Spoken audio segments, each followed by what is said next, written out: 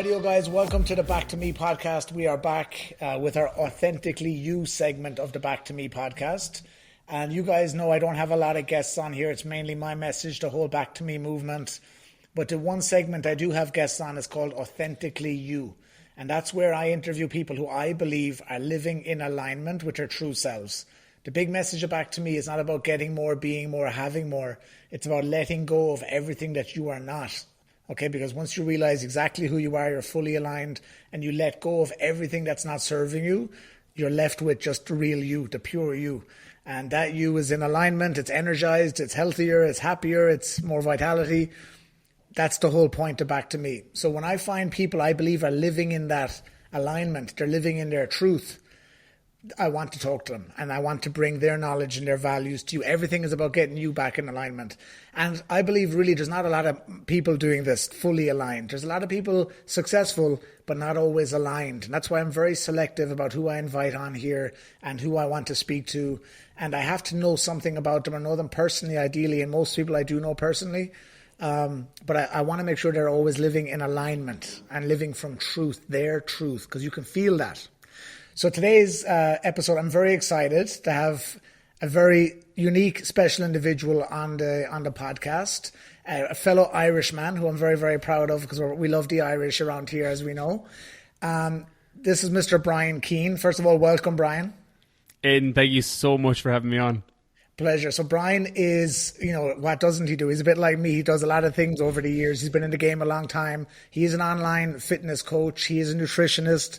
He's a best-selling author. Okay, he gave me that nudge when I told him I was writing a book. I picked his brain. He helped me out a lot.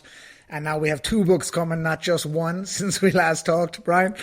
And he is one of the biggest podcasts, worldwide really, but in Ireland in particular is very, very big, and in the UK, and he'll tell us more. I won't do him justice. I just want to give you a little bit of a heads up on what he's about, but he has a broad span of knowledge, a broad spectrum of interests, and also he's an athlete as well, and he goes after things. So, that's what I'm about, like really pushing the limits physically. So without any further delay, obviously, Brian, you're here. I appreciate you taking the time. You're one of the busiest people I know, Brian.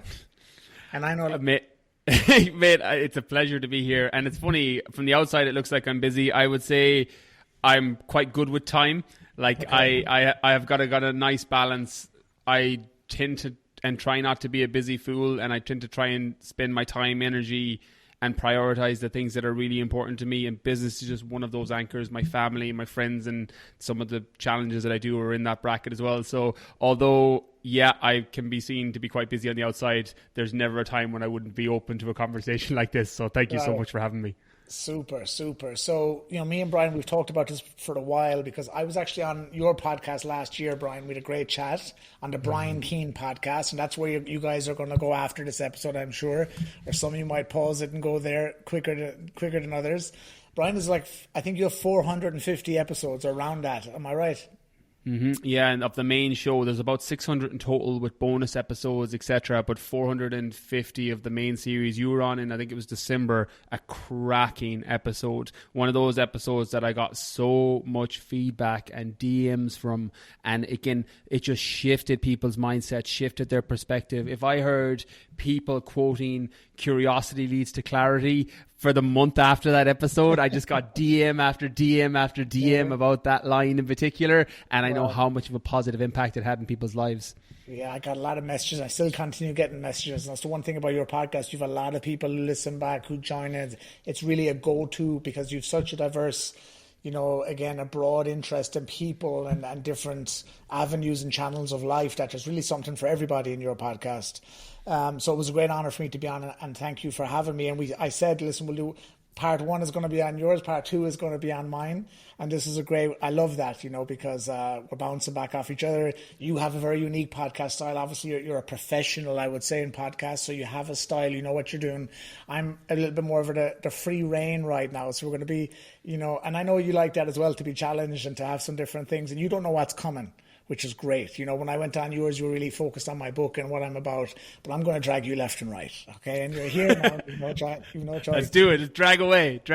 I'm going to hook the people in quickly and tell them how we met, okay? So me and Brian met actually at an ayahuasca retreat. So I know you're both, like, if you weren't curious by now, you're definitely curious after that. Okay, so me and Brian, we met at that, and I remember I went in, I arrived, and I came a bit late, and I think I came to a day later actually than I usually go. And anyone who knows me knows I've done it quite a bit and since as well. But you were in there. There's a group of you guys talking about a water cooler, cliche, but it's true. And I heard this Irish accent, and I knew nothing about you, and you knew nothing about me. But we connected that weekend, and we clicked, and we had some incredible conversations for 3 days. So you recall that? We knew nothing about it. And we didn't actually tell each other really about each other till I think when we came home, we kind of found out what we were really about. Well, like, it's what I loved about that experience, and then after was it was a weird pull and connection energetically towards one another, because I think in not every walk of life will you connect with somebody. I think had we met in a gym, we would have connected on a different level. It would have been on oh man, this guy gets after it. He's trying to inspire people and motivate people. And I would have been drawn to that because it's very similar to me. With the ayahuasca retreat, we were both there for our reasons, trying to work through some of our shit, some of our trauma, some of our things that were holding us back. But we connected on that kind of deeper level to, right, our personal lives need to improve in some capacity. It's why we're here. And then after, I was like, oh man, Aidan's doing some really cool stuff with talks and corporate and motivational stuff. And you were the same with me. You're like, oh man, this guy's doing stuff with books and fitness that we just touched on over there, and we connected on a whole other different level, which I think is one of the most amazing things to have happened and came out of that, because we've had several conversations. We chat back and forth a bit on Instagram DM and on WhatsApp, and it's just one of those things that the stars kind of aligned. The Irish connection is always a thing, but sometimes it's not. There's other people and you won't connect to them for whatever reason. So I'm very grateful for that experience, for that seed being planted, and for potentially the tree that it's even growing into now. Yeah, and I liked it too, because when you have perceptions, and this is a thing that causes people problems in a lot of areas of life, and they have preconceived notions or ideas or opinions that can affect everything, because our mask matches almost what we know we're about to receive. Whereas we're in that stripped back, you're never more vulnerable than when you're doing ayahuasca. I can tell you, anyone who's done it can attest to that. You're surrounded with this group of people for 3 days. You're sleeping under the one roof. You're very vulnerable. You're in a very unusual and it feels very out of your comfort zone. There's a lot going on. You're in your deepest parts of your subconscious, and then you're meeting people, and it's very real. There's no agenda. There's no ego, because your ego is literally being dissolved during that process. So what I really enjoyed was getting to know, like, I saw you as really as a man before I ever saw you as Brian Keane, podcast, online fitness coach, nutritionist, author.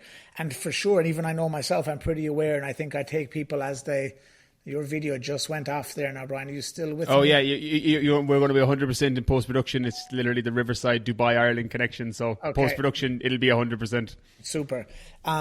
So as long as we're good and we're capturing it. So what I loved really was just seeing who you were as a man then. And I connected with that and your values. And we really talked a lot about values. And like I said, even if I'm aware and everything, if we knew about each other, I think would have affected things. So I want to ask you first question based on that. We don't need to talk. We can do a whole podcast probably on ayahuasca ourselves, which we might do someday actually, and the deep revelations. But I want to talk long before you ended up there in that ayahuasca retreat, the two of us. How did you get started on this journey to end up there? Never mind to end up as a successful author and podcast host. Like, what was the start for you? There's a lot of overlap there, because one of the things ayahuasca taught me, without getting too woo, is that there's no coincidences. I was the high end of a scientific brain that I need evidence to support my thinking. If there's no evidence, I don't believe you. And off the back of ayahuasca, now I don't believe in coincidences anymore. I believe everything happens for a reason. And my lead up to that, to kind of give a brief synopsis and backstory, was I was out of the fitness industry. That wasn't my original career. I was a primary school teacher for 4 years, and I did a very traditional entrepreneurial journey. I did terrible in school, barely passed my Leaving Cert, which is the high school equivalent in Ireland for anyone unfamiliar with that. Scraped my way into university and got a business degree. Now, I did better in university than I did in secondary school and in high school, and did 4 years of a business marketing undergraduate, did 1 year postgraduate to become a teacher, and then walked into my first teaching job in London. Again, I was a male teacher into sport. I literally had a pick of jobs when I came out of university. And about 30 minutes into my first ever day of teaching, a year 3 classroom, There was 37-year-old kids in front of me on a carpet, and I thought, this isn't what I want to do. And I remember in that moment thinking, and I since use the analogy in books, The Fitness Mindset, Rewire Your Mindset, that I felt like I had been years climbing a ladder only to realize it was up against the wrong wall. And when I transitioned out, fast forward 5-6 months from that period, that was September 2011, I think, I came home that Christmas. I was having a real pity party for myself, Aidan. Like, I was feeling so sorry for myself that I'd spent all this time, energy, money, focus getting teaching, and I'm really unhappy in the job I'm in. And I remember my mom turned to me and said something that I've since told hundreds of thousands of people through the podcast and through books over the last few years. And she asked me the question, what would you do for free? And I sat there and I thought about it, and I said, I would do fitness for free. I was like, I would clean the floor of a gym for free. And I would be happy doing that if I knew that I had a roof over my head and had food in my stomach. Yeah, it was my pull. And it still took several years for that to really grow into what it became, because I just didn't have the confidence. I didn't have the courage to make the jump. But I did go back to London that January after that Christmas and sign up to a fitness instructor course, which gave me the complete opposite feeling to when I walked into a classroom in that year 3, 30 kids in front of me. I walked into my fitness instructor course, which was in just this little dank room in London, in a West London gym. And I thought, this is what I'm supposed to be doing. This is where I'm supposed to be.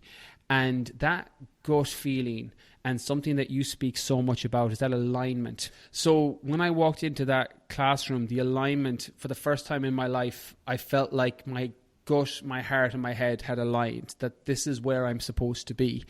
And fast forward 3 years later, I eventually built up enough confidence after 2 years of working as a personal trainer at night time and working as a teacher during the day to move back to what was the west of Ireland, in with my mum and dad at the time. My sister gave me her old little Toyota Yaris, one of those cars that when you close the front door, all 4 windows fall down. But it was enough to kind of get me to the gym at the time. Yeah. And I said to myself, I'll give it 6 months. And if I haven't got enough money coming in 6 months, I'll go back teaching. It was my plan B. It was my safety net. And it went better than I ever dreamed possible. I actually had to bring on other trainers underneath me at the time to clear a waiting list after 6 months. So again, something that I said to one of my friends yesterday on a walk that I still live my life by is, what's something that you find easy that other people find difficult? And fitness was that for me. Same as podcasting, conversations. There are things that other people can find difficult that I find very easy. And, sometimes you have to go with the resistance. We both run and neither of us are built like runners. So sometimes we, you have to seek out that resistance. That was something that opened up that door. And over the past few years, I've been very fortunate with the growth of the podcast, multiple books that were bestsellers, the courses and programs that I created, the business consultancy that I do now with people, all things I would do for free that I love, that have just grown from that kind of initial seed of what I would say was potentially a seed of failure, planting the tree for future success when it came to a career path. And that's what kind of led me down to that alignment and values with everything else that I do, because it's such a huge portion of our life, in my opinion. Well, that what you call a seed of failure there, I often call contrast, because it's telling you what you don't want. So, instead of that weight or burden and label of failure, we can look at it as contrast, as communication. One of the chapters in the book is your chaos is your communication. Everything there, that to you was communication for you. But the difference is, I think, Brian, is you listened to it and you had that courage and to go back home. And a lot of people, I get this a lot with clients, as I'm sure you do, people are afraid to take a step back to go forward. So where do you think that courage came from? Did you have a vision? I talk a lot about vision. Did you have a vision? Or was it just that the present situation in the school in the UK was just so uncomfortable that it pushed you? Or were you pulled by a vision and do your best to remember as much as you can from that time? And which way? Was it more of a push really out of the fire that you didn't like? Or were you pulled by, I'm capable of more, I see more, I feel more? Like, which was it, a bit of both or one more than the other? That's a great question, Aidan. And at the time, it was 100% moving away from pain. It wasn't a vision of seeing where it could go or what I could be or what I could do. It was, I was in so much discomfort and pain because I hated what I was doing. It forced me to change. And something that you've spoken about, and I have this in one of my books, Rewire Your Mindset, as well, is that yeah, it's okay syndrome. That the worst place in life to be is when your answer is yeah, it's okay. You know, a relationship, a business you're in, a job you're in, that you reply with, yeah, it's okay, because there's not enough pain there to push you. Sometimes you're actually better to be in a toxic relationship or to hate your job because that pain pushes you to change. And that's where I was at the time. All I wanted to do, which sounds so contradictory, particularly with people who know me now, because my vision over the past few years grows and gets bigger because you have more confidence in yourself. You're able to project and see further into the future, and you're able to back yourself more. But at the time, all I wanted to do was make enough money doing fitness that I didn't have to go back teaching. That was it. There was no dream of books. There was no dream of a bigger picture. It was just, I want to be able to survive doing something that I don't hate. And then as the years grew and as I got more confidence, the vision expanded. But in the initial stages, that's what happened. And I think that's a great point for people now as we talk about this authentically you. You just have to take the first step. You know, one thing I always say, the path reveals the way. I know I'm plugging this book an awful lot. It's about to come out, so you have to forgive me. But as you should, mate. That's going to be a life changer for people. The path reveals the way. I feel like it's a unique perspective that came from the coach, and I think that's a perfect example. You just took the step, and the path was revealed. That revealed the way, but at first you didn't know. You just took the step. A lot of people are struggling with just taking the step and moving, and I love that you said, and I believe, and you know this as well, most people are moving away from pain than towards pleasure, because if we're all moving towards pleasure, we'd all be, much healthier, fitter, and all that jazz, as we've heard a million times. So you were in the fire, you took the step, you moved, you felt the alignment quickly.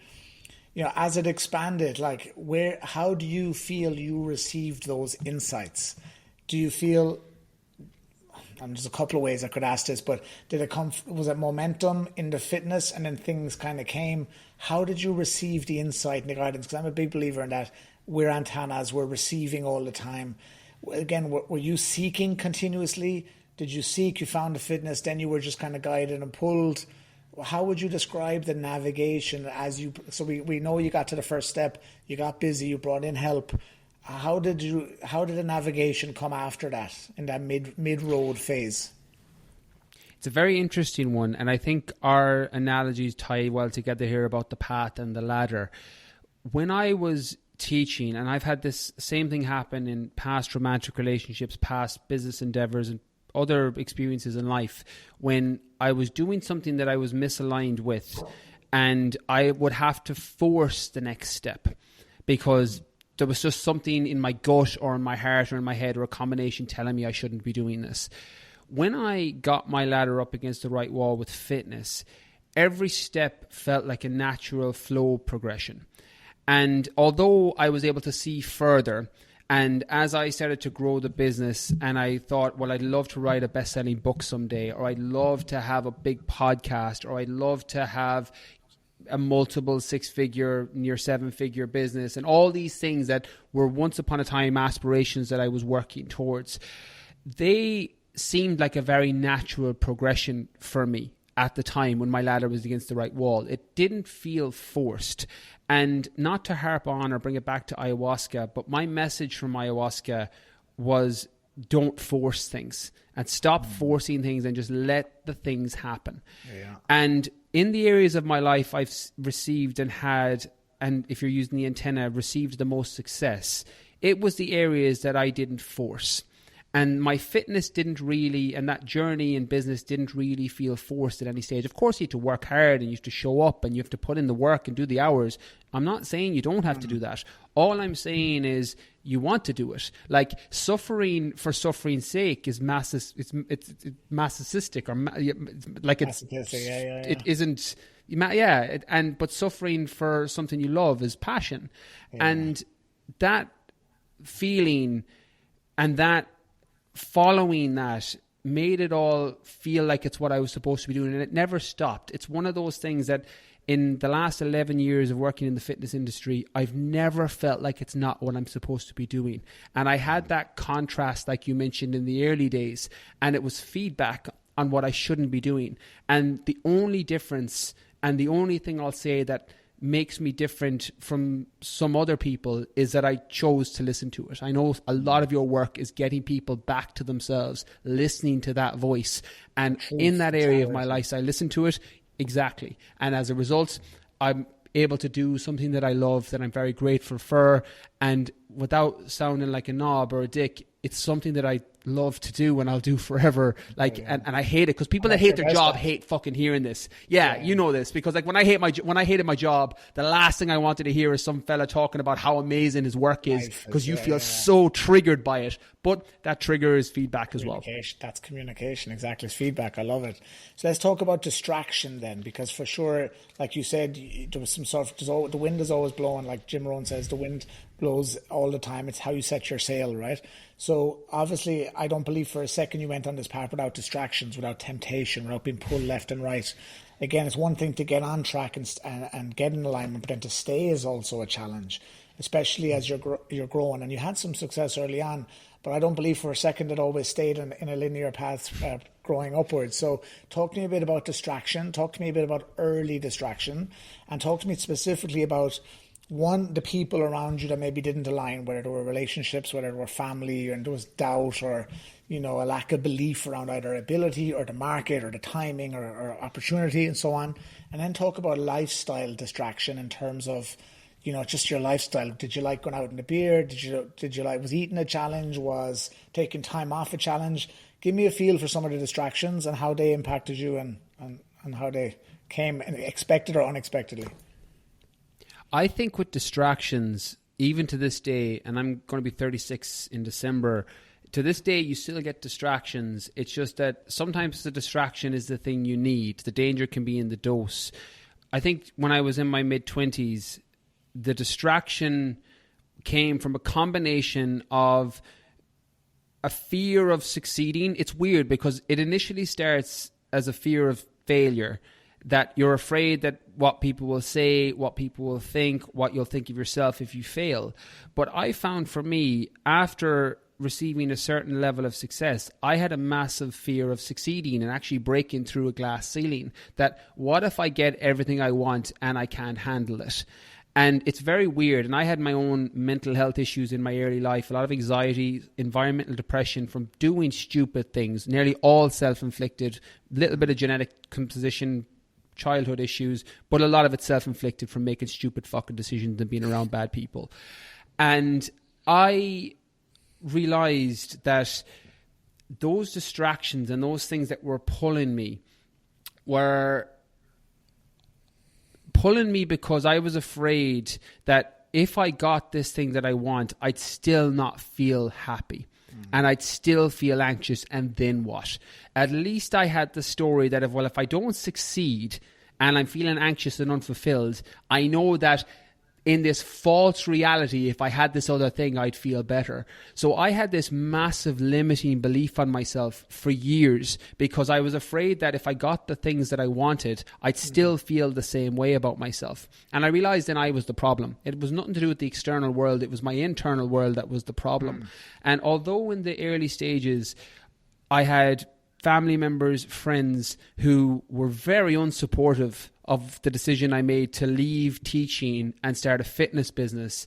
Ironically, the same people who came back years later with complete opposite opinions when you give them new information. They're like, I knew you'd succeed. And you're like, no, you didn't. You were a fucking cunt when I started first. But that's what people are like. They change their information and they change their opinion based on the new information given. Now, I had amazing people too. My mum, my sister, always my biggest cheerleaders, supported everything that I've ever done. So I have had great people as well. But those distractions, they never go away. And the sooner I realized that all my problems and issues were internal and they weren't external. There was nothing I could buy. There was nothing I could do. There was nothing I could have in the external world that would shift my internal feeling over the long term. Then I started to realize that I was the issue, I was the problem. And that's what led me to the ayahuasca. It's what led me to therapy. It's what led me to self-exploration. It's what led me to determine my real values from my junk values. It's what led me to relationships with you and friendships with people like you who challenge me to question my own best loved ideas and beliefs so that they're not holding me back anymore. And that's where I started to see the real change. So, that's a beautiful way of doing it, because everybody looks at the external distractions, but again, it's not having that, number one, that North Star to guide them. And that North Star, ironically, we're made of the same stuff as those stars. So that North Star is within and it's connecting and we're being pulled. So I love how you explained that. Like, really, I could say it was A, B, and C, or X, Y, and Z, but it was me. So it wasn't X, Y, and Z, it was me. It's always you and it's always us, right? But today, like, I believe it is. I have an episode of the podcast called There Is No Easy or Hard. I just believe it's conditioned or unconditioned. So I don't believe there's anything hard. But today, more than ever, it's more challenging to find that centeredness. It takes a lot more intention to get back to you, to get into yourself, because of the external. I mean, literally, these billion-dollar companies are programmed and designed to make you addicted, to make you scroll. Even when you see in the DMs on it, you can put a little title heading in the DM, and you're like, it's just endless what they're coming up to hook your attention. I always say that the world is pulling you away from your truth because it wants you in consuming mode. It wants you in need mode, spend mode. So as someone today who's, putting out a lot of content like you are, and I encourage everybody to go and check out Brian Keane on Instagram. We'll link everything in the notes below, obviously, and everywhere we put the podcast. You put out a lot of content. I'm a big believer in producing, not consuming. I don't even scroll the For You. I barely look at anybody's stories because I want to protect my attention. How do you, someone who's doing so much, putting so much out, interviewing so many people, constantly surrounded by different data and everything, how do you now stay focused? Because I know you take responsibility for the distraction, but we can't deny that there is a lot of distraction in the world pulling us. What is the message to stay and tell us, do you lose yourself sometimes? Do you lose days sometimes? Do you fall off some evenings? Do you fall off some weeks? Like, give it to us straight here, how it goes for you these days. Yeah, it's so weird because you mentioned at the very top of the podcast, to bring it full circle, that sometimes it looks like I'm really busy from the outside. And I agree, I produce a lot of content and do a lot of things. But one thing that doesn't get shared, and this is where sometimes I'd love, even though I'd never allow it, because it's just my value is I really like my privacy. It's weird because I don't post my daughter on my social media. My family aren't on my social. It's something that I've just made a decision not to do. The people that are most important to me aren't anywhere on my social media channels or online, although I'll speak about them in podcasts. But I get those low days and I get those down days and I get those days where the fucking devil on my shoulder is just shouting at me to be better and to do more. And I just want to lie on a couch and just do nothing. I still get those days. And I don't think there's any avoiding them. It's just the reframing of the situation. Like something I've said, and I said this in a recent podcast, a solo episode, about binge watching a show on Netflix. I'm like, binge watching a show on Netflix isn't necessarily a bad thing. If you are at a bad place and you need a distraction temporarily because that step back is the step forward, then maybe that's the self-care. Yeah. If you're doing it every day when you'd love to be in shape, or you'd love to set up a business, or you'd love to be in a relationship with a meaningful and deeper meaning, then you shouldn't be watching Netflix every single evening after work and using all that energy and giving it to that. So it depends on the context massively. I still struggle. Less so now. I think there's an age element to this, Aidan, and you can definitely speak to this too, that you get clearer on what's important and what's valuable. And I love the work that I do. I absolutely love it. I'm so grateful, and I jump out of bed every day to do the things I get to do. But you could take that away from me tomorrow and I'd be fine. If you took away my business tomorrow, I'd set up another one. I have the knowledge, I have the tools, I'd set up another one. If you took away my daughter tomorrow, or a loved one, or a parent, I would struggle more. Although I do the negative visualization, the Stoic principles of picturing the things that matter to you most, and then visualize those things being taken away from you because it makes you more present and grateful in the moment. I do practice those techniques and those philosophies, but they're the things that are really important to me. So when I wake up every day, and I haven't recorded a podcast I said I would, although I do think you should keep promises to yourself because that's how you build confidence over time. Ultimately, if the health of my loved ones and myself, and it's such a trite cliche, but it's my truth, if they're all good and they're okay, I don't really have anything to complain about. And I just have to remind myself of that some days. Yeah. I see that sometimes too, where you feel stressed or you feel like again, I think it's been pulled away. It's illusion. If you ever think you need something outside of yourself, it's illusion. You're not recognizing who you are and what you have. And then I'll think about my family, my nephews, my now fiance, which is nice to say. I'm still getting used to that. And I think I have everything, actually. Like everything. I'm full. I'm complete. But I think that's why it's so important. If you're not in truth, it's hard to get those things around. A lot of people suffer with their parents. They suffer with brothers and sisters. Stupid arguments. They're fighting with their loved ones all the time because, again, the values don't match, or they're not. We talked before, even with the ayahuasca, about like really finding that autonomy and that liberty within yourself. I talk a lot about divorcing parents with clients, and it's not to separate from them. It's actually going to make the relationship better. It's removing the expectation or the judgment, and as you said, get that core family right, get that personal life right. When you're in that truth, then you can find what you're best at, what you do for free, what you do best with the least amount of effort, right? So everything you're saying, it's no surprise to me because, you can tell you've done the work. And for me, I love to work with people who've done the work on themselves. And that's, again, when we clicked, even being where we were. But that's only showing you the path, right? You have to go and do the work. So in terms of doing the work regularly yourself, then showing up, you're a big man on the events and the challenges like myself. We love this. When it comes to now your daily, do you schedule? I'm a big believer. If it doesn't get scheduled, it doesn't get done. Are you a believer as an entrepreneur, as a person, about scheduling, about allocating time? Or are you getting to the stage where it's more of a free for all because you just trust yourself so much? Because I find that if you trust yourself a lot, for me, sometimes I'll fall out of the good rituals because I just trust myself to do it. But again, that can be dangerous. So talk about that in terms of execution for you now. It depends on this area of life. In business, every single day from now until the next 2 weeks, and I didn't do this in 2 weeks, know exactly what I'm doing every day. I schedule in the creative work I'm doing, the podcasts, the check-ins with clients, the programs. All of it is on my notepad in front of me here. Because if I don't schedule that and I don't measure that in some way, I can't manage it. I don't schedule workouts or do training programs at all. None. Zero. Which shocks people as someone who works as a fitness professional. But I don't. I intuitively train. And I've, done Marathon des Sables and 6 back-to-back marathons through the Sahara. I ran through the Arctic. I've done a 100-mile ultramarathon. I used to be a competitive bodybuilder. I played sport at a decent level. And I just don't program workouts, partly because I love them.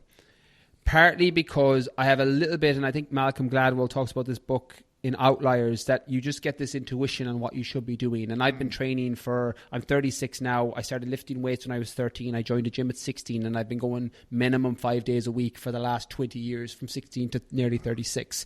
So there's such a intuition there for how I should train. Does my body need to run more? Do I need to lift more weights? Do I need to stretch more? I just know. So I don't schedule that. It's an area of my life that I have complete freedom with.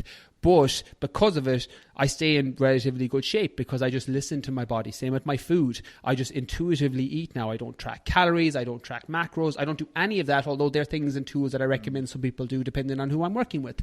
But I do it with my work. And even with my daughter, I schedule in our quality time. Or with family or loved ones, I schedule in those times because I can and do have workaholic tendencies. 100% as a distraction. Like, I think anybody with that type A personality can get drawn towards excessively doing the thing that puts you into a flow state, and that's a really beneficial thing, but the danger is in the dose. So I have to control for that. I have a strict start time for work days. I have a strict finish time for work days, and they become non-negotiables because I will work 16 hours a day if you let me in a lot of cases, but then other things in my life start to fall down. So I have self-awareness around how I approach that because I love what I do, and it's so easy to fall into that story of, well, I love it, I'm serving people, I'm helping, but you can't give from an empty cup. So you can't serve everybody else without serving yourself and the people that are closest to you. And once I check in with that, there's a line, and I can't remember who the quote is attributed to, is, don't forget the flowers at your feet when you're reaching for the moon. And as long as I do that consistently, I find I've got the best of all worlds. I just look, I could just have you on. We should come on every month, because just hearing someone else say some of these messages I'm always talking about, when you talked about that awareness from your training there, I'd have another chapter in the book, awareness over discipline. You have zero discipline for your training because you don't need it. A lot of times people think we have to create these habits and be disciplined, and I think they serve you for a point. But the ultimate freedom is in pure awareness, when you know who you are and what's meant for you, what makes you feel alive. And what you just said there encapsulated perfectly what I'm always talking about. Of awareness is the key to your freedom. Because you're so aware of what you want, what's important, what's alive in you. Like when your body's intuitively telling you what you need, it doesn't take discipline for you to go and lift that day or run. It takes awareness. It's a choice. And that started for you, as you've told us, early on when you got that contrast, that feedback that it's not for me in this industry, job, profession, and you changed. And I think the reason it becomes easier for you now, and people probably look at you like, how is it so easy for you, or appears easy at least, well, again, we talk a lot about repetition, how much repetition is needed. You're not doing this 5 years. You're doing this 12, 13 years ago. You made that first step over. You started in the gym or 16, 20 years. You've had the repetition. You've trusted yourself for so long to act on what you believe is right for you, that now it feels effortless. And sometimes, and I'd like you to talk about this as well, you probably have clients, they expect that miracle overnight or in a week or a month. And that's why I don't coach people for less than 3 months, because you've had decades of programming. You don't heal or undo that in a couple of conversations or meditations, I always say. It takes time to immerse yourself. So people might look at you and say, it's so effortless, he runs these big marathons, does all this training, but you've conditioned yourself to make decisions for you from your place of truth for a long time. Would you agree with that? 100%. I call it in the Fitness Mindset, the first book, making the right automatic choice. After a certain point of time doing something, those things become automatic, and I don't even have awareness around them until a conversation like this. Yes, it's just an automatic. That's beautiful. So we talked about where you came from, kind of where you're at now.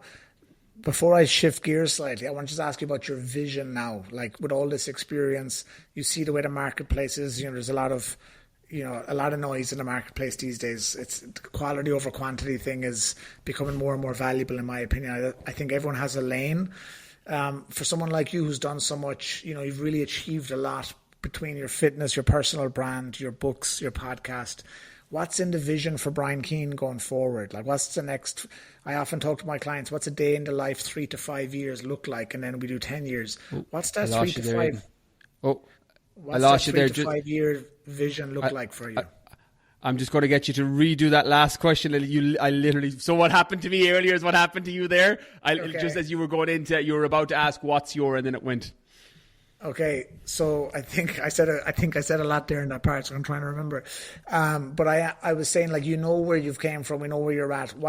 I do a lot of vision work with the clients 3 to 5 years from now. What does a day in the life 3 to 5 years from now look like for you? Like, you've done so much, the books, the podcast. What does the next 3 to 5 years look like, and then maybe even 10 years? Can you share that with us, a bit of your vision now? Yeah, it's an interesting one, because something that I shifted my focus on, and I've been a long-term subscriber, and I know you are too, that what you focus on is what expands. And I would always be driven by kind of outcome goals, and I want to hit this target. And that served me very well for the initial stages of my business journey in particular. In 2023, 2024 to 2028, 2030, for the next 5, 6, 10 years, I tend to check in more with the day-to-day process on, am I enjoying this? How much am I dying to get out of bed the next day to do what I'm doing? So I check in with that more. Now, I have targets and goals. Business is the one that I always find easy. Like, I have my own personal vision for my business. My fitness business is very successful with the books, the speaking, the programs. It's basically on automatic now. I've got a really good team who help me run that. I, in the last 6 months, set up a business consultancy, so working with fitness businesses to help them grow either their offline or online fitness business. So I've been spending a lot of time and energy giving back to that, because that's the one that I use, the 97-year-old rule. It's something from Rewire Your Mindset, that what would I regret on my 97-year-old deathbed, and then checking in when making decisions on so that I don't have those regrets. Because of all this anti-aging stuff. 100%. Yeah, that's it. I've got to get myself some stem cells, some longevity hacks, and I'll be 107. Extend it by 10 years easy. Please, okay? 100%. But I check in with that, and that's kind of what led me to the business consulting, because I had some positive experiences with business coaching, but a lot of negative experiences. A lot of people who I felt just didn't care about me, about my business, and I probably had too much of my self-worth at the time tied to my business, so I felt it disproportionately impacted me. But it's something that I was like, I don't like the way that's been done or was done with me. I'd prefer to come up with an alternative. And that's how I've ran all my businesses. It's down to what gap do you see that you felt underserved on, or you think people are underserved on, and then just creating a solution for that. So that's probably a focus that is the focus for the next 12, 18, 24 months. And then to double down on the things that are working. A couple more books that I have in my head, one I'm working on at the minute. I want to do a lot more speaking, similar to what you do, because I know it impacts people in a different way than just consuming in a one-directional podcast or through social media. And those targets and working towards those are the things that get me really excited. Keeping my relationship strong with my daughter as she comes into a teen in the next 10 years, and then, making sure that I'm showing up the way I should be in all the relationships that are important to me. Again, trite cliche, but it's the truth for me. Super. I love that. I have one word for you. Kyrgyzstan. Can you tell us about Kyrgyzstan? So Brian, one of the things we clicked on right when I met Brian, I was doing a good bit of running, and I was talking about I want to do an ultra and I'm going to do all this other stuff. I'm going to run my first marathon, and he told me all these runs he's done, like incredible, and I love that because I know what it takes to get there and to push and to. Every year for my birthday, Brian, I do this thing called suffering by choice. I love to suffer on my birthday to remind myself I'm alive. So for the last 4 or 5 years, my good buddy Aidan and my brother, we do these physical challenges. And this year I was supposed to do this 5-day ultra marathon, and I'm planning to do it. I couldn't because of an injury, but I'm planning to do it next year. You've done a lot, and we don't have time, unfortunately, to cover all of them. But talk to me about Kyrgyzstan. Tell us what it was, the plan, the vision, and what happened, and tell us about that. Okay, Kyrgyzstan, and you chopped out a little bit on me there, but I think I got the end of it, so I'll jump straight in with it. Kyrgyzstan was what was my most recent challenge that I set for myself. Very similar to you. When I feel that life is getting a little bit easy, I like to choose my suffering so that I can, one, remind myself I'm alive, but also remind myself of that I wasn't always as resilient and because I wasn't. It's something I struggled with. So I like these challenges as reminders. Ironically, this was probably one of the hardest ones because of the way it went down. So a very long story short, the plan was to go out to Kyrgyzstan, which is beside Kazakhstan. People will be aware of where Kazakhstan is because of maybe Borat and other things. I didn't know where Kyrgyzstan was until somebody told me that. I was like, oh yeah, okay, I know where that is now. It's beside China. Makes sense now, yeah, exactly. I was like, where the fuck is Kyrgyzstan? But it was a 5-day ultra. I was planning to be a 5-day ultra up the Tian Shan mountain range, which is one of the highest mountain ranges in Kyrgyzstan, which is overlooking China. And I trained very hard for it. It's so funny because the lesson I got, and I did a solo podcast on this, was it doesn't matter how much you prepare for something, unexpected things can happen. You just have to be ready, because this has never happened to me on a challenge before. I did Marathon des Sables. I ran 5 days through the Arctic in the north of Sweden. I tore my Achilles doing that and literally dragged my Achilles behind me. So I did have an unexpected issue happen there, but it was a physical injury versus an illness. When I got to Kyrgyzstan, I was the fittest and most prepared I've ever been for an ultra. In all my years doing it, it was the best prep and physical condition that I've had. And I landed out there and I ate food in the hotel the first day. And about 2 days later, it was the Saturday, I woke up and I was like, oh, I don't feel good. I was like, something's not right here. And the plan was to hike for 3 days up to a base camp to acclimatize to the altitude, and then come back down, recuperate for a day, and then run the 5 days. The first day of the hike, got about 15, 20 miles up. I couldn't eat anything. I couldn't drink any water. And when I got to the top of the mountain, without getting too graphic, whatever was in my system came out in every direction. And I was put into a quarantined tent at the top of the mountain away from everybody else in case it was something that was contagious. I was at altitude and literally thought for about half an hour that night I was going to die. I was like, this is it. It's over. I was like, whatever the fuck has happened, I'm going to die. Just because I was dehydrated and I was like, I lost 6 kilos over a few days from all the liquid I lost and all the food that I lost. And I had to hike down the next day. Thank God the medic was with me. One of the medics for the races was with me. Hiked down with me, and the race director, Chris, came down with me. They brought me to a Kyrgyzstani hospital, which was exactly as it sounds. It was like a Soviet building, and I felt like I was in a concentration camp hospital from a World War II film. Wow. And I was like, oh my God. Now the treatment and stuff was really good, and thankfully we had a translator there who was able to translate the Kyrgyz into English and see what was going on. And it just turned out I had a parasite. So a parasite that I picked up in the hotel, and I wasn't cleared to race. I got sent home. I was sick for probably about a month, 3 weeks to a month. A month? Yeah. Because it was weird, Aidan, because my biggest fear, this is so, maybe the universe just giving me what I needed versus what I wanted. My biggest fear, and I said this to Simon, who ran through the Arctic with me and ran through Marathon des Sables, and he was with me in Kyrgyzstan, and the plan was to do it together again, was I was afraid that this was the Monday and we were supposed to race on the Wednesday, and they said if you can keep food down and you can keep water down, you can get to the start line. But lo and behold, I couldn't. Like, I literally kept nothing down. So they sent me home, and I was afraid I'd get home on a Thursday or a Friday after traveling. It's about a 24-hour flight to get back home. And I thought, there's nothing worse now than if I wake up on Friday and I'm 100%. Yeah, and I'm like, well, fuck it. I could have, that would have killed me.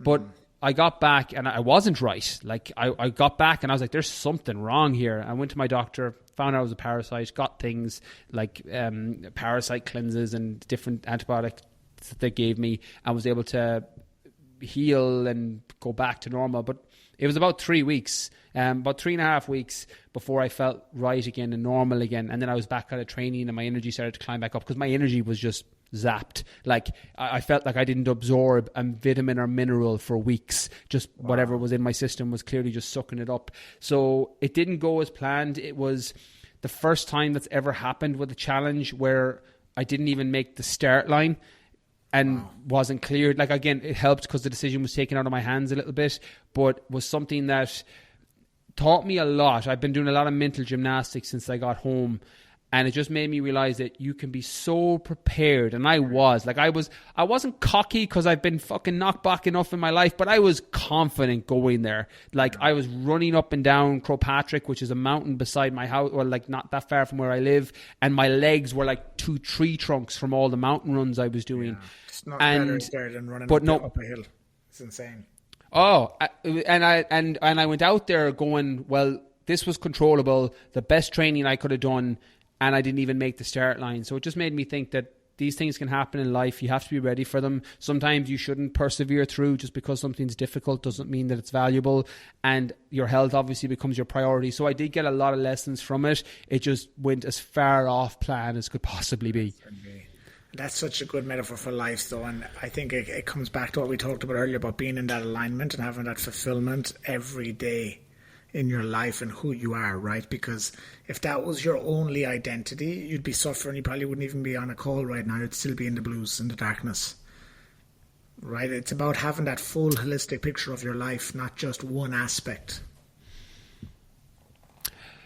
Do you know what you said there, Aidan? That's such a great point. One of the things that helped me so much transition from bodybuilding, CrossFit, sport, things that I find kind of naturally, I won't say easy, but definitely less difficult than most because of the way that I'm built. Whereas running, similar to you, we're not really built to run super long distances. If you compare us to people who are holding world records, we're the complete opposite build. But I find running very humbling. But I never had my identity wrapped up as a runner, ever. Yeah. So if I didn't place well or do well in a race, I never really cared. I'm like, well, I'm just here for me. And that knowledge let me see that all the when I reflect back on the areas of life that I felt the lowest and most depressed was normally because I had my complete either identity wrapped around being a certain person or way too much value put into the external achievement that I set for myself. Once that dissipated and went away, something ultra running taught me more so than, journaling or therapy or ayahuasca. Once that went away, there's a piece that comes with that you're still going after the thing you want. You're just not attached to the outcome. And I think if you can condition yourself to get to that point, from personal experience anyway, you tend to feel a lot more happiness and fulfillment just from that practice of non-attachment alone. Absolutely. The Buddha was onto something when he said that desire and attachment is the root of all suffering, right? Because it is. Mm-hmm. And especially when it's external, especially when it's something out of your control, things like that, just for sure there's disappointment, for sure there's frustration, but it doesn't affect. You come home, you see your daughter, you're happy, you're full of life, you got your clients you're bringing value to, you got your podcast, you're being of value, you're getting your voice and other people's voices out there that are valuable. You're serving in so many ways. And even that ultra running, I believe, like when I did last year, the 4x4x48, the Goggins Challenge, I signed up a couple of days before because I knew my mind would start thinking, could I do it? And my mind will kick in like, you can't, and you've never ran that distance, and that volume is too much, and your injuries and blah, blah, blah. And when I did it, and I put on the 10 kilo vest for the last few K, and I was like, it's fucking easy for me. What's next? And I signed up for the marathon 8 weeks out. I had to show myself I could do it before I believed I could do it. Because if you're waiting for the belief, you might never. So I believe there's a lot of value in doing. And it sounds like that's a thing for you as well, where you just actually go and do it. But because you don't have the attachment, it almost gives you the freedom to just do it. Does that make sense? What's your thoughts on that? 100%. That's probably the biggest difference between the me of 25 versus the me of 35, that I can set those big goals now and I'm not attached to them. I don't go after them with any less desire. I don't go after them with any less intent, but I don't have the same attachment. And as you said, that suffering. You're not dependent on anything to give you something that you don't have already within you. 100%. And I think once I understood that and regularly check in with it, because I need a reminder probably more than most people, because you get all up in your head and you get caught up in ego and all this other bullshit stories that actually just hold you back and make you a worse version of yourself. When you constantly check in with that, you're thinking from a higher level and you're feeling that less stress, because most of our stress is self-imposed prisons that we create for ourselves, from my experience anyway. And you can still have all these amazing things, but you're just not tied to them, or your internal fulfillment meter isn't tied to the outcome. Versus, I was always afraid, and this is a story I had, Aidan, that if I'm not living an anxious life, I won't achieve. That was my story. I was like, I have to be anxious, I have to be in my head, or else I won't do.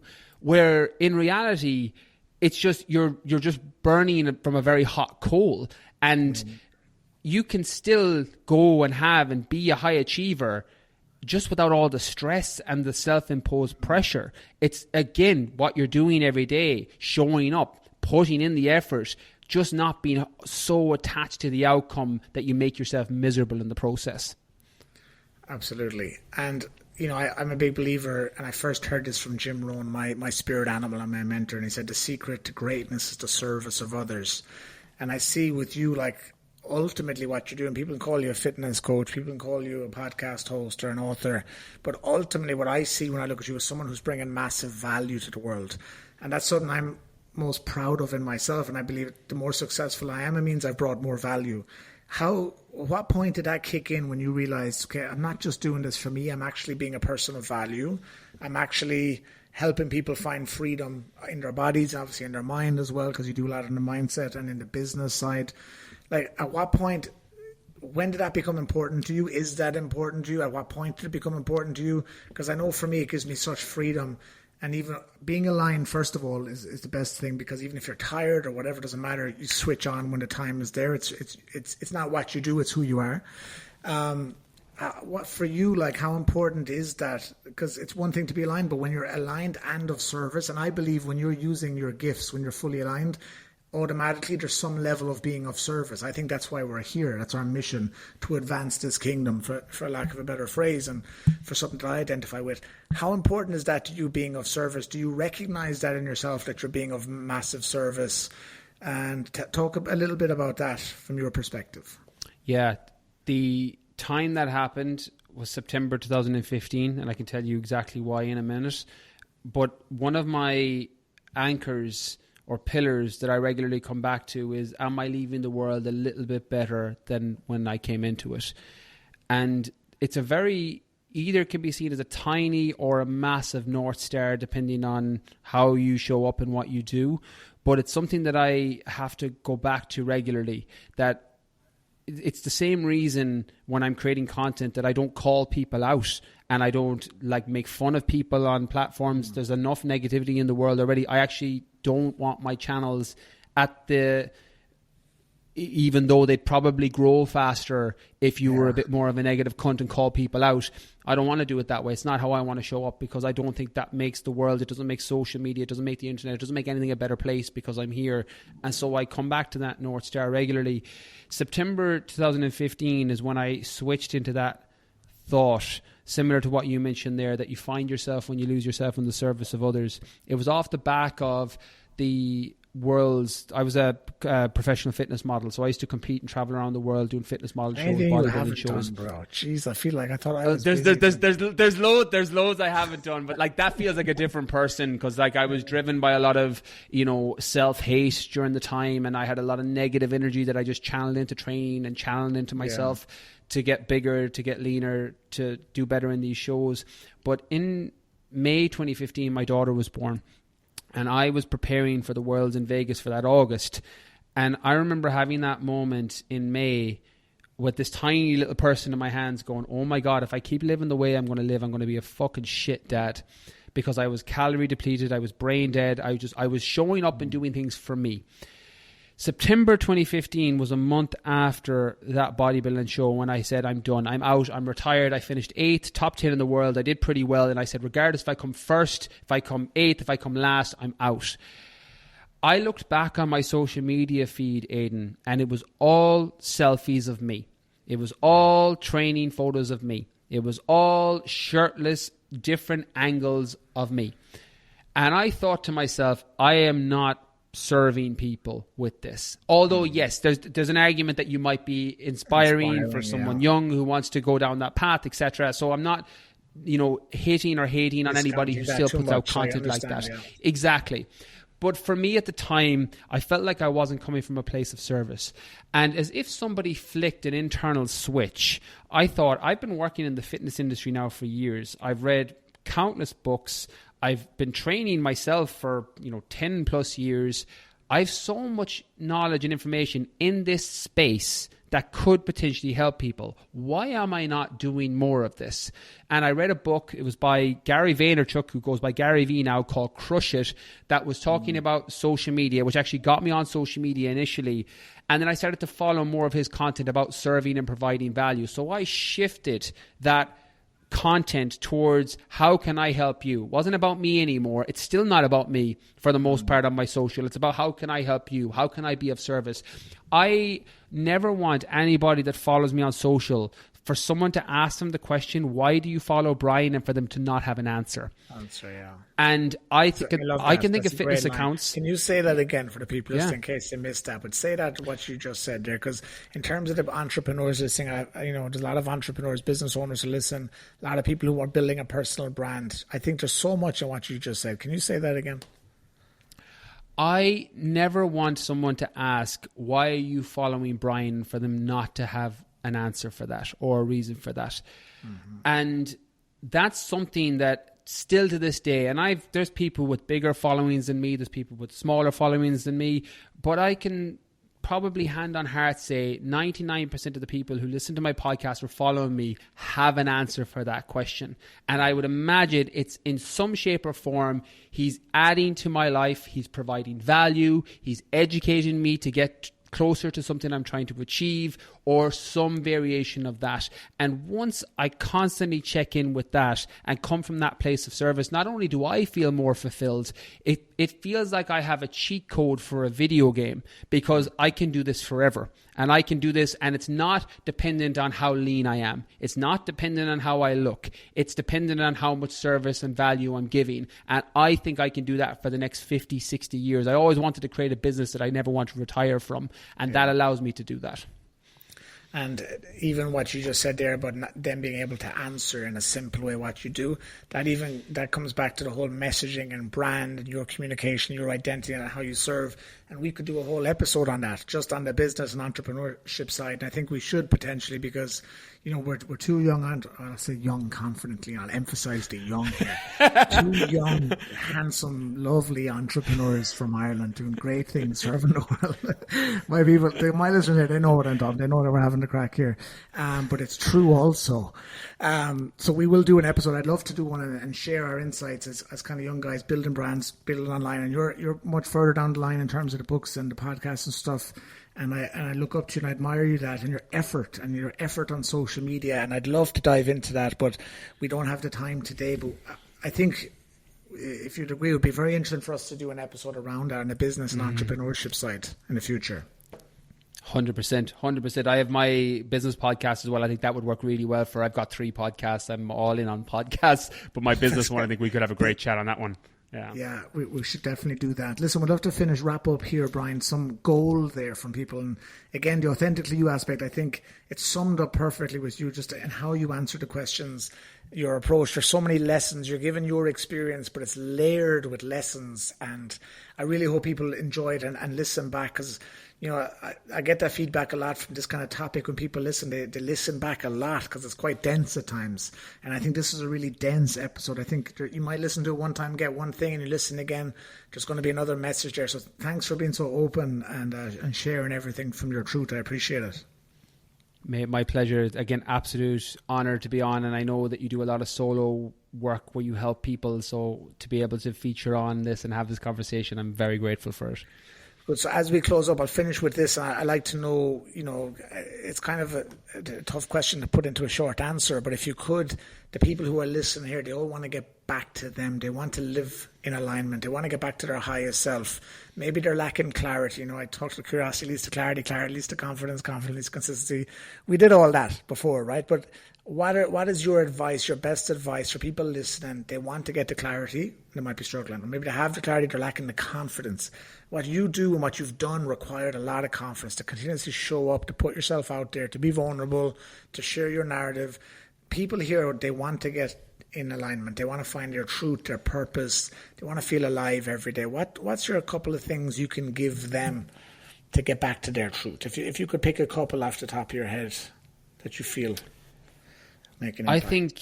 I think I'm going to piggyback on what you said there, because clarity is the most important thing in some regards, but right beside it, either just on top or linearly beside it, is the confidence.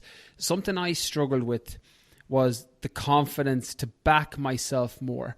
Part of the reason for setting out and choosing my suffering and doing these challenges and setting goals for myself is because confidence for me was built bit by bit. I always picture it like, you know, legs on a table is the analogy I use in books, that it's like adding small legs to a table every time you keep a promise to yourself, and then every once in a while you'll set a big goal and add a big leg to your table and you'll feel more confident.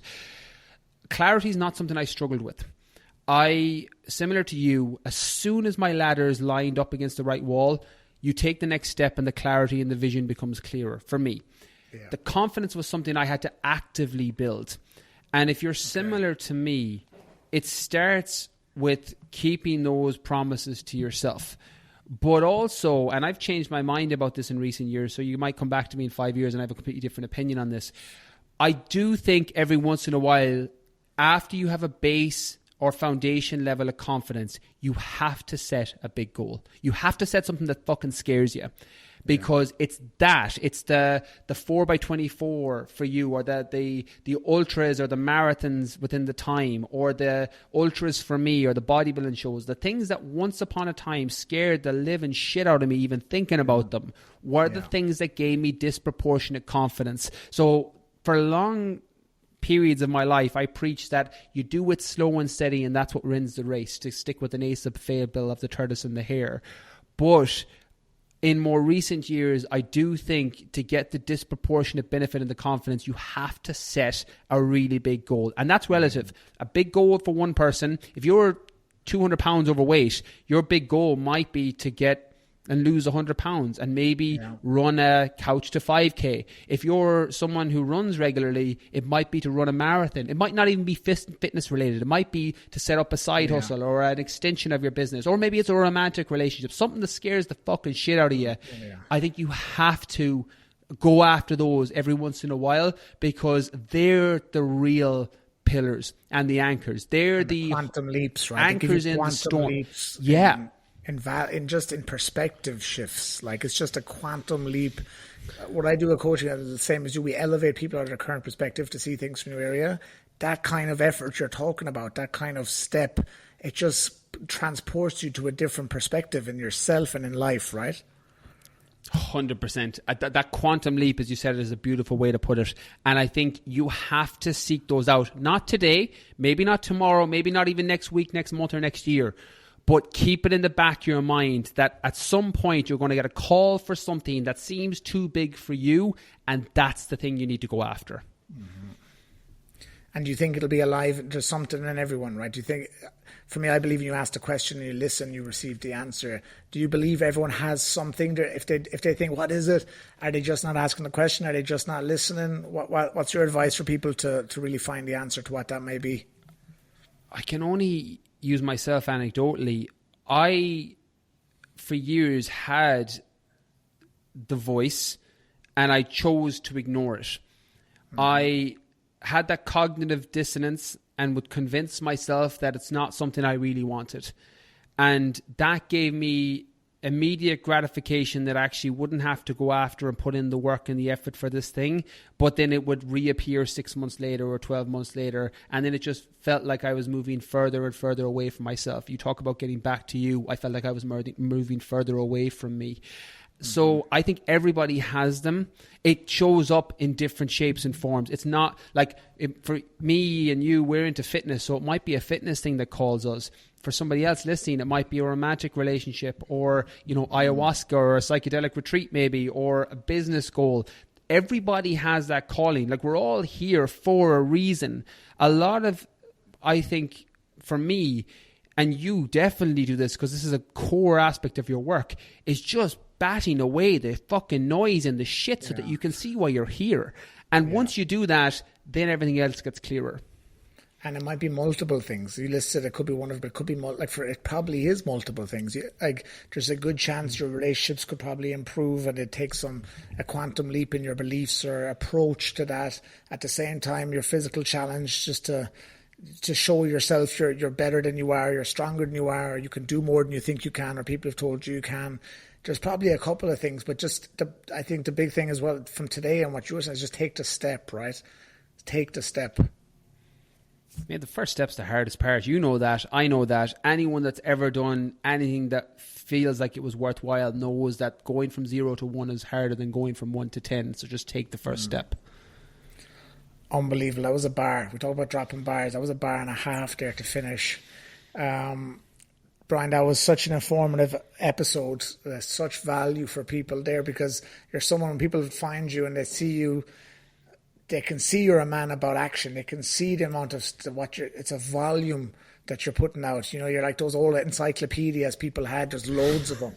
You're not just one little book that people put out. You're a volume of encyclopedias in terms of experience and knowledge. And, I just love it. It's just a pleasure talking to you as always. I'm grateful for our friendship since we met at that ayahuasca retreat. We have the kind of friendship, like real friendships. Even if you don't chat for a couple of weeks, for a couple of months, when you dive in, it's real, it's straight to it. There's no fluff on top. We're getting down to business. We're purposeful. I'm grateful for it. I'm grateful for you taking the time. It's been incredible. I think it's going to be massive value for people here, Brian.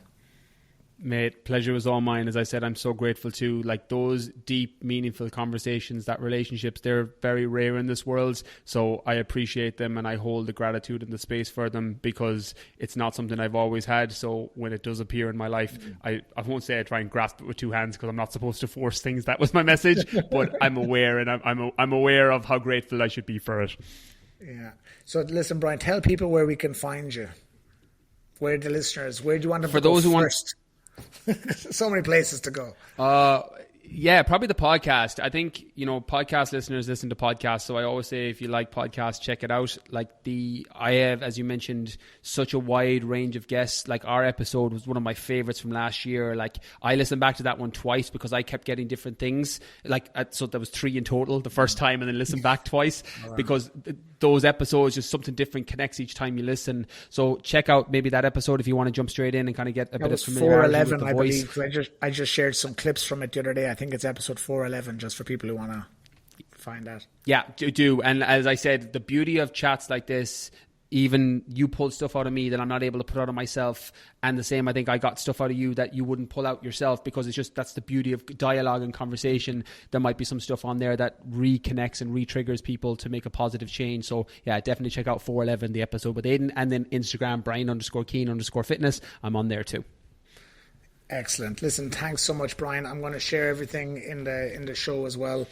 It's a real pleasure. Guys, if you like the episode, make sure you subscribe. If you're new here, if you're a return guest, I appreciate it. I'd love to hear from you.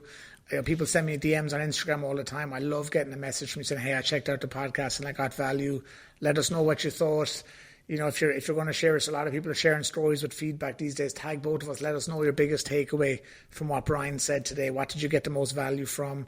Let us know if you want us to do another one on number 3, because 3 is the magic number and all that. Subscribe if you like the podcast. I will see you guys in the next episode. It's been absolutely joyous. Thank you again, Brian, and we'll talk to you soon.